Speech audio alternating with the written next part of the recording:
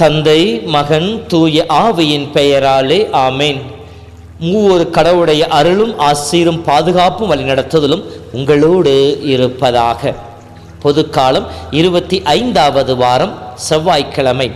லூக்கா நற்செய்தி அதிகாரம் 8 வார்த்தைகள் 19 21 முடிய. இயேசுவின் சொந்தங்களே, இயேசுவின் அன்பு சகோதர சகோதரிகளே, நம்முடைய உறவு நிலைகள் நம்முடைய பிறப்பை அடிப்படையாக வைத்தே அமைந்திருக்கின்றன. தாய், தந்தை, உடன் பிறந்தோர், இப்படி இவையெல்லாம் நாம் பிறந்திருக்கிற குடும்பத்திலே நம்முடைய இரத்த உறவிலே இணைந்திருக்கின்ற மக்களையே நம்முடைய உறவு நிலை பிணைக்கக்கூடியதாக இருக்கின்றது. இந்த மனித இயல்புக்குரிய இந்த இரத்த உறவிலிருந்து இறைமகன் இயேசுவின் இரத்தத்தால் மீட்டெடுக்கப்பட்டு ஆவிக்குரிய உறவிலே நிலைத்திருக்க இறைவன் இன்றைய வார்த்தையின் வழியாக நமக்கு அழைப்பு விடுக்கின்றார். மனித இயல்பிலே இருக்கிற நாம் நம்முடைய மனித இயல்பை களைந்தெறிந்து விட்டு இறை இயல்பை அணிந்து கொண்டவர்களாக நிலை வாழ்வின் சொந்தங்களாக இறைவனின் பந்தங்களாக வாழ இறைவன் நமக்கு அழைப்பை விடுக்கின்றார்.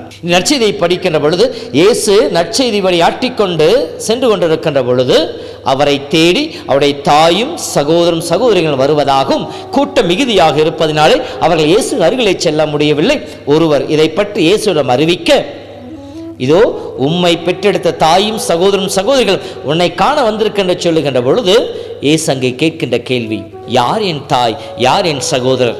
இறை வார்த்தையை கேட்டு அதன்படி நடப்பவர்களே என் தாயும் சகோதரும் சகோதரியும் ஆவார் என்று சொல்லி இறை உறவிலே வாழ இறை உறவிலே வாழ்ந்து கொண்டிருக்கின்ற அன்னையை புகழ்ந்து போற்றுவதாக நற்செய்தி அமைந்திருக்கின்றது. யோவான் புத்தகம் 3 படிக்கின்ற பொழுது இந்த உறவு நிலையை பற்றி மிக தெளிவாக இயேசு நிக்கோதேமுடன் கடந்த உரையாடலிலே சொல்லுவார். இயேசுவுக்கு நிக்கோதேமுக்கு இடையே அந்த உரையாடல் நடந்து கொண்டிருக்கிற பொழுது 3:7 சொல்லுவார், நீங்கள் மறுபடியும் பிறக்க வேண்டும் என்று சொல்லி. அதற்கு முன்னால் சொல்லுகின்ற பொழுது யோவான் 3:6 மனிதனிடமிருந்து பிறப்பவர்கள் மனித இயல்பை கொண்டிருக்கின்றார்கள், ஆவியினிடமிருந்து பிறப்பவர்கள் ஆவியின் இயல்பை கொண்டிருக்கிறார்கள். ஆகவே நீங்கள் ஆவியின் இயல்பை கொண்டிருக்கின்ற மக்களாக இருக்க வேண்டும். அப்படி என்றால் 3:5 நீங்கள் தண்ணீரினாலும் பரிசுத்த ஆவியினாலும் பிறப்பெடுக்க வேண்டும் என்று சொல்லுவார். வெறும் மனித இயல்பிலே இரத்தத்திலே பிறப்பெடுப்பதல்ல, மாறாக இறை உறவிலே நாம் பிறப்பெடுக்க வேண்டும் என்று என்கின்ற அந்த ஒரு அழைப்பை விடுக்கின்றார். ஆம் அன்பு சகோதரமே, இந்த இறை இயல்பிலே நாம் பிறப்பெடுக்க வேண்டுமெனில் நாம் செய்ய வேண்டியது என்ன?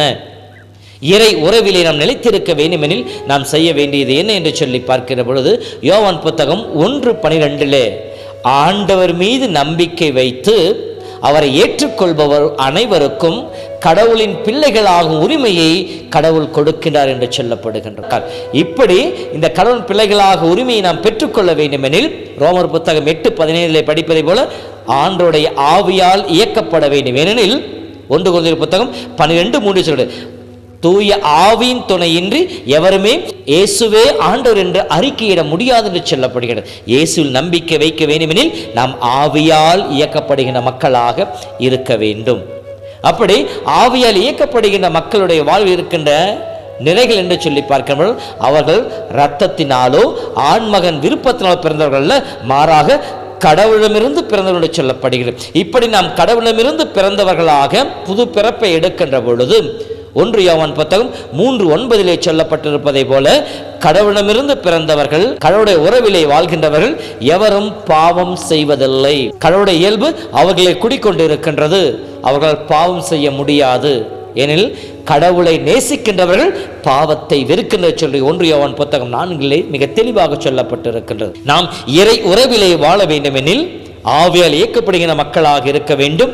அதே போல நாம் பாவத்தை விட்டு விலகி இருக்க வேண்டும். இந்த 2 நிலைகளும் நம்மிலே வர வேண்டுமெனில் நம்முடைய மனித இயல்பு களைந்தெறிந்து விட்டு இறை இயல்புக்குரிய உறவிலே வாழ வேண்டுமெனில் நமக்கு இறைவன் சொல்லிக் கொடுக்கின்ற பாடம் இறை வார்த்தையை கேட்டு அதன்படி நடப்பவர்கள். இந்த இடத்திலே இறை உறவிலே வாழ்வதற்கு இறைவன் கொடுக்கின்ற ஒரு பொதுவான அழைப்பு.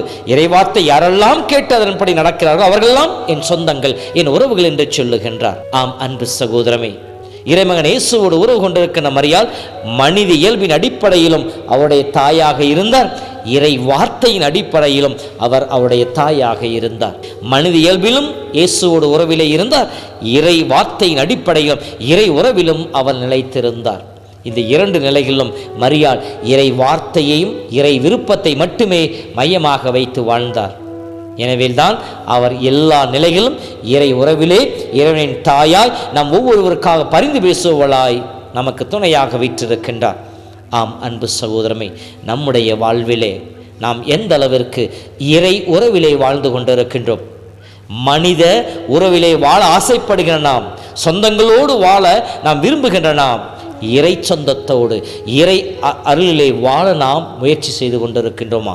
இறை உறவிலே நிலைத்திருக்க நாம் முயற்சி செய்து கொண்டிருக்கின்றோமா? அப்படியானால் இறை வார்த்தையை படித்து தியானித்து அதை வாழ்வாக மாற்றி அதன் வழியாக ஆவியால் இயக்கப்படுகின்றவர்களாக கடவுளை இயேசுவே என்று சொல்லி, இயேசுவே ஆண்டவர் என்று சொல்லி அறிக்கையிடுகின்ற மக்களாக இறை உறவிலே நாம் வாழ்கின்ற பொழுது நாம் அவருடைய தாயாய், அவருடைய சகோதரனாய், சகோதரியாய் இறை புகழ் பாட முடியும்.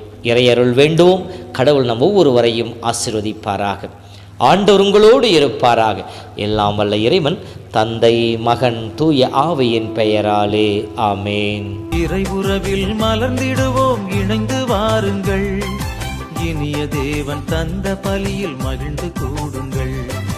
இறை உறவில் மலர்ந்திடுவோம், இணைந்து வாருங்கள். இனிய தேவன் தந்த பலியில் மகிழ்ந்து கூடுங்கள். வாருங்கள் வாருங்கள், தந்தை இல்லம் வாருங்கள். பாடுங்கள் பாடுங்கள், இயேசு நாமம் பாடுங்கள்.